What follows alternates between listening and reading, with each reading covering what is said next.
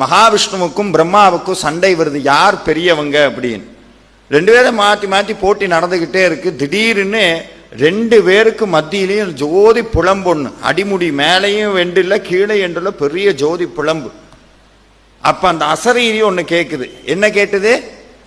அசரீரின்னா என்னதுங்க? உருவமே இல்லாதது. சரீரம்னா உடம்பு, சரீரம்னா உருவம் இல்லாதது அப்படின்னு அர்த்தம். அந்த உருவம் இல்லாத அந்த நெருப்புகிட்ட இருந்து ஒரு வார்த்தை வருது, என்னுடைய முடியையோ என்னுடைய அடியையோ யார் பார்க்கிறீர்களோ அவர்கள் தான் பெரியவர்கள். பிரம்மா ஒரு முடிவு பண்ணார், நான் என்ன பண்றேன்னா அன்னப்பட்சி பறவையா மாறிடுறேன். என்னது?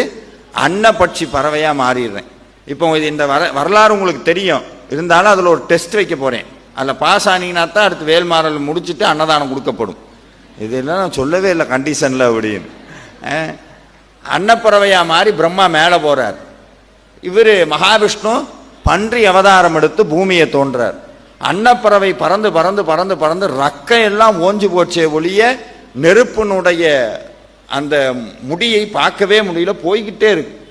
வராகமூர்த்தியாக அவதாரம் எடுத்த பெருமாளோ தோண்டி தோண்டி தோண்டி தோண்டி தோண்டி அவருக்கு கொம்பெல்லாம் தேஞ்சு போச்சே ஒழிய நெருப்பினுடைய அடியையும் பார்க்க முடியல. ஒரு கட்டத்துக்கு மேல சிவபெருமான் சொன்னார், அவங்க ரெண்டு பேருக்குமே புரிஞ்சு போச்சு, நானும் பெரியவன்ல நீயும் பெரியவன்ல, கடவுள்தான் பெரியவர். இதை உணர்த்துறதுக்காக சுவாமி பண்ண திருவிளையாடல் தான்.